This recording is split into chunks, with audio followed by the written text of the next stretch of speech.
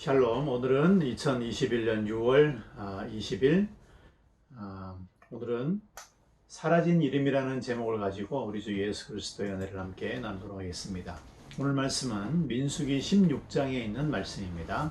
1절 2절.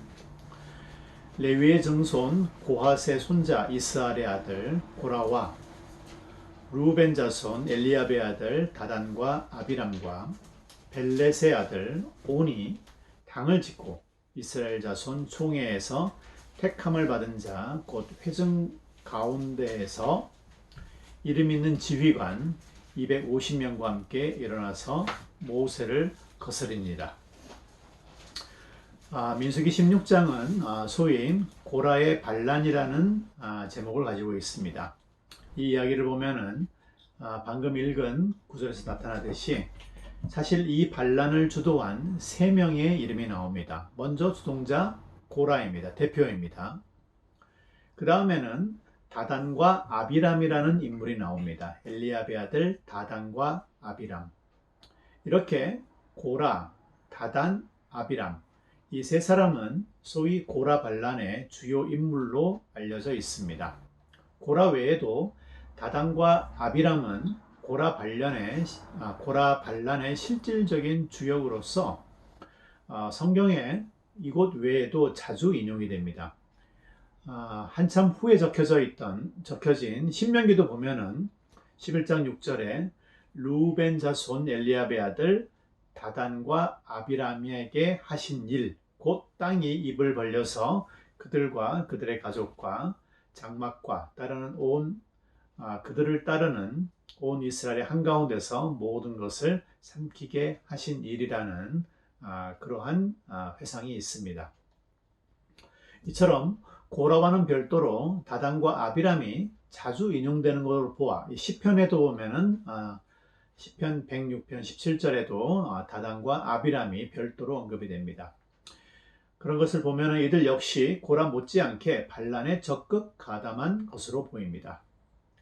그런데 오늘 제가 여러분과 말씀드리고 싶은 것은 여기 반란의 주역으로 등장했다가 사라진 이름이 있습니다. 그의 이름은 온입니다.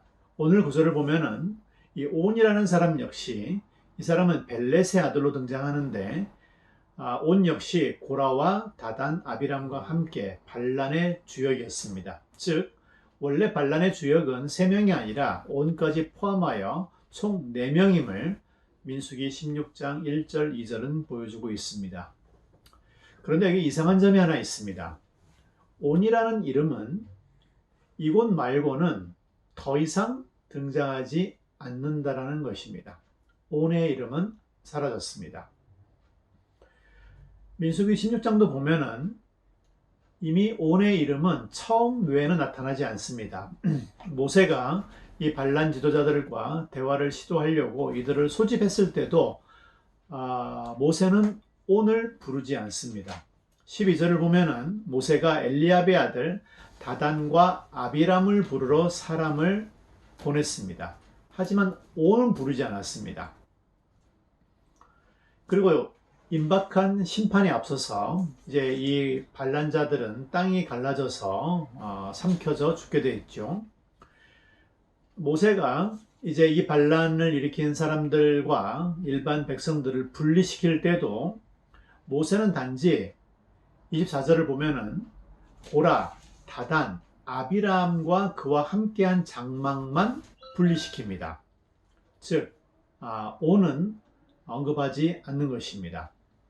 따라서 땅이 갈라져 이들이 심판을 받을 때도 고라, 다단, 아비람 및 이들과 함께한 250명만 언급이 되지만 여기서도 역시 온이라는 이름은 더 이상 나타나지 않습니다.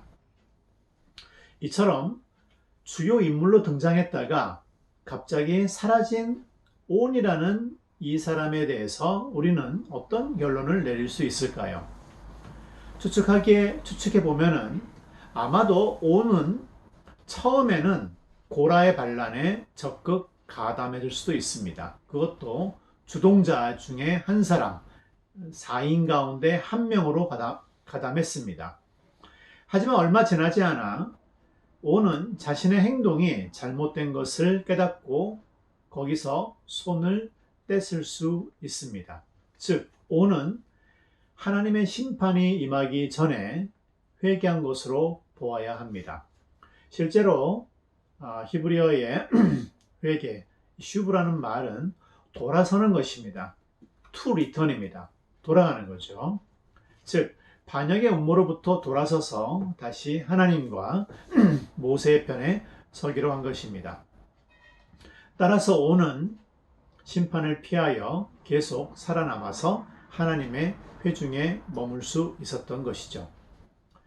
이처럼 한때 강력하게 나타났다가 사라진 온이라는 이름은 진정한 회개를 통해서 하나님의 용서와 은혜를 받는 것이 무엇인지 보여주는 구약에 나타난 첫 사례 가운데 하나입니다. 분명 온은 죄를 범했지만은 회개를 통해 용서를 받고 하나님의 심판을 면했던 것입니다. 그의 이름은 나타나지 않지만 하나님의 은혜와 자비는 나타난 것입니다.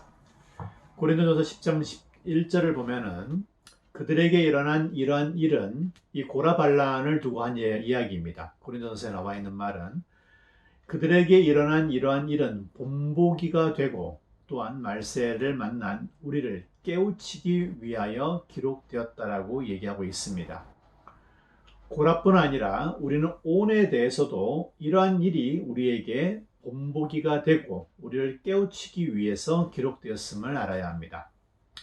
온의 사례는 우리가 어떻게 심판의 명단에서는 빠지고 사라지고 생명책에는 기록될 수 있는지를 보여줍니다.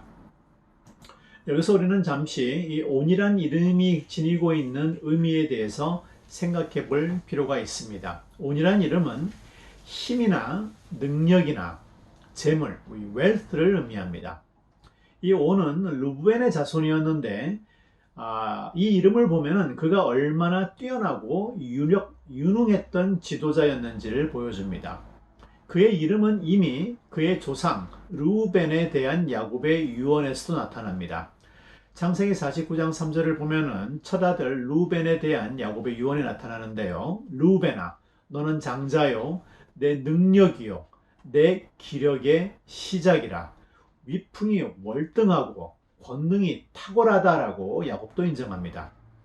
바로 이곳에서 내 기력의 시작이다라는 부분에서 이 기력으로 번역된 것이 바로 온입니다. 따라서 이 온이란 이름은 르우벤에 대한 야곱의 유언에서 따서 아마 지었을 수도 있습니다. 그런데 특이한 것은 이 온이란 이름은 또한 죄악, 허물이라는 뜻도 함께 지닌다는 것입니다. 민수기 23장 21절에 다음과 같은 말씀이 있죠.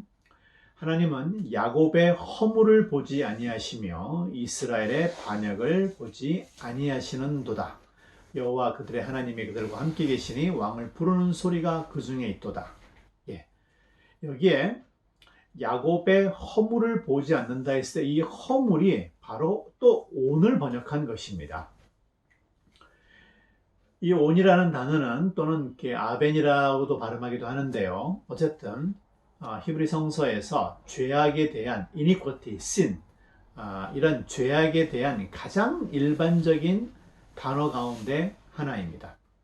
그렇다면 어떻게 이 온이 능력, 힘, 재력과 함께 이렇게 죄악, 허물이라는 뜻도 함께 지니게 되었을까요? 이것은 우리가 경험칙으로 잘 알 수 있습니다. 우리가 우리 자신의 능력과 힘과 재력을 의지할 때 그것이 얼마나 쉽게 하나님 앞에서 죄와 허물로 빠질 수 있는지를 잘 보여주는 사례라고 말할 수 있습니다. 결국 온은 처음에는 자신의 능력과 힘으로 하나님과 백성의 지도자 모세에게 죄를 범하고 심판을 당할 뻔하였습니다. 하지만 온은 어느 순간 심판에 앞서서 회개하고 하나님께 돌아감으로써 심판을 면하고 자신의 본래 이름인 능력과 힘과 재물을 주장하며 계속 살아갈 수 있었던 것입니다. 사랑하는 성도 여러분, 이번 한 주 이 말씀을 통하여 우리에게 본보기가 되어 성령의 도우심을 통해 그리고 이처럼 쓰인 말씀의 교훈을 통해 우리 역시 우리에게 주어진 하나님의 은사대로 부르심의 소명대로 계속하여 생명을 향하여 살아갈 수 있기를 축원합니다. 설령 잘못을 했다 하더라도 온처럼 바로 회개한다면 하나님께 돌아온다면 우리에게는 하나님의 은혜가 기다리고 있는 것입니다. 아멘.